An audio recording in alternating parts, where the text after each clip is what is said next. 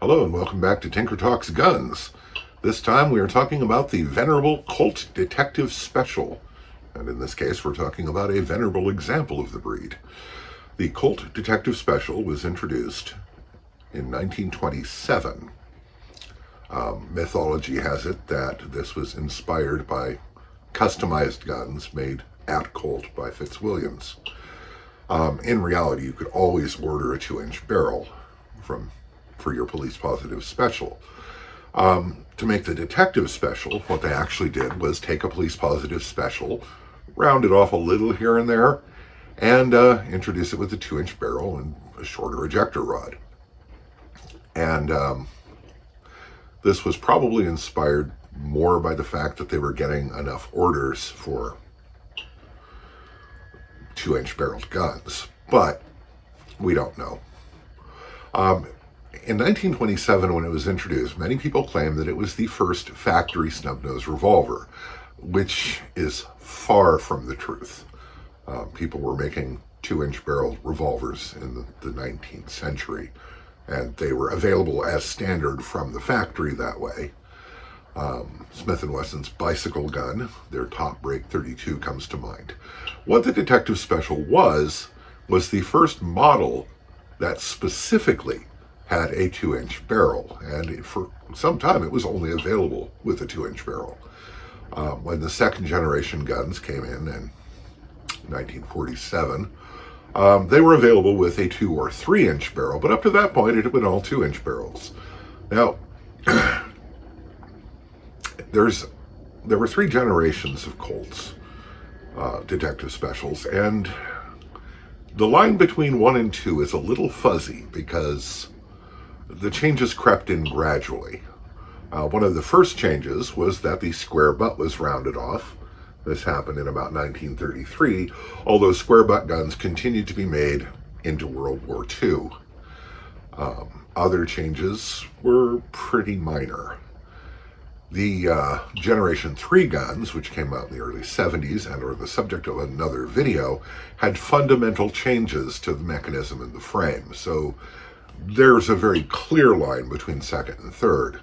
This is a second generation gun, made in 1949, fitted with a factory hammer shroud to make it more snag-free. We'll talk more about that in the tabletop. And this one is chambered in, according to the barrel, 32 Colt New Police, which, as we've mentioned previously, is 32 Smith & Wesson long with a flat point bullet, because they wouldn't write Smith & Wesson on their Colt guns. What are you going to do? So this one is also fitted with custom antler grips made from some moose antler a friend of mine brought back from Alaska. We'll go over this in greater detail in the tabletop. Let's do that now. So, my second generation Colt Detective Special. There are no real major changes between the first and second generation. More like an accumulation of small changes that caused people to say, okay, by 47, we'll call that a second generation. The cylinder release on Colts is a section of the blast shield that can actually be pulled back to release the cylinder. As you can see, the gun is empty, no cartridges in the chambers. The ejector is short, but I have found it quite effective using 32 caliber rounds. So the overall fit and finish of the gun is exemplary. The bluing is beautiful, and it's almost hard to believe that this gun was made in 1949.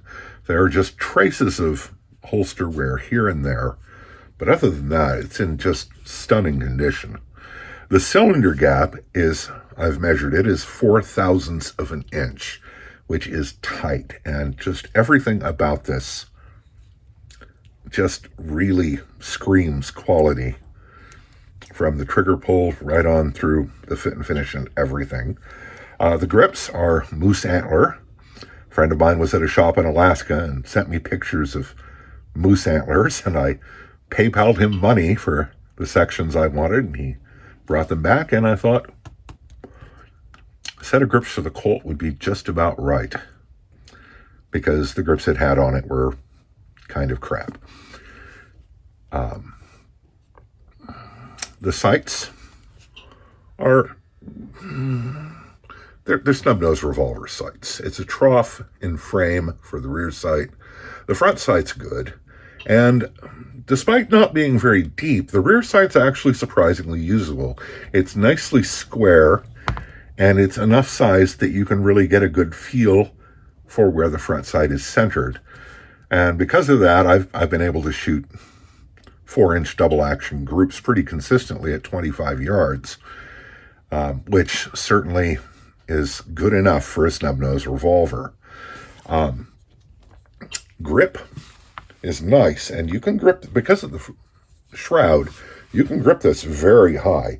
Your hand is practically just at the bottom of the bore, which really helps controlling the pistol, as does the genuinely excellent trigger pull. You can see it's very easy to keep things stationary while pulling the trigger. And like most old Colts, it doesn't so much stack. My Police Positive does have just a hair of stacking. This one, no, nothing. You just pull it and it just smooth as butter until it breaks, and it's just a really wonderful gun to shoot. In the Police Positive Special video, I said that was one of my favorite revolvers. If I had to pick a favorite, it would be this one.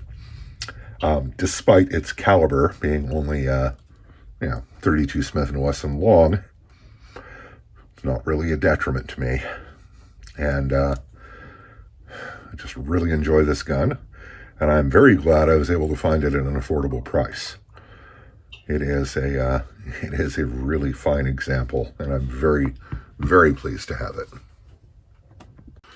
The Colt Detective Special was continuously in production from 1927 till 1995, at which point increasing production costs and the growing popularity of reliable, high-capacity semi-automatic pistols was kind of putting it in the shadow. And it's a shame they stopped production, but businesses have to make money, and these were costing them more to make than they could sell them for. So they canceled the line. Now, it has been resurrected, sort of, with a new gun with the same dimensions, but improved mechanicals and higher quality materials. So it's kind of back, kind of not. I think they were wise not to name the new gun the Detective Special, because it would have raised expectations unrealistically because of by the 2010s, near mythic reputation of the Detective Special. And with an older gun like this, I can really see how they attained that status. The amazing trigger pull, the beautiful finish, the fantastic fitting. It's just an awesome revolver. And it's very easy to shoot well because the trigger pull and ergonomics and everything are just right where they need to be, even with the weirdness going on in here. So that's the Colt Detective Special, 2nd generation. 3rd generation's coming up in a future video. Until then, please remember to click like and subscribe. It helps the channel. And if you really want to help out and see more content, consider clicking the Patreon link below and throwing $1 a month my way. It adds up, and it does help. So, by the way, thank you very much to my Patreon supporters. Very much appreciated, and in the next video or the one after that, you're going to see a gun bought with your money. So, take care, stay safe, and we'll talk to you again real soon.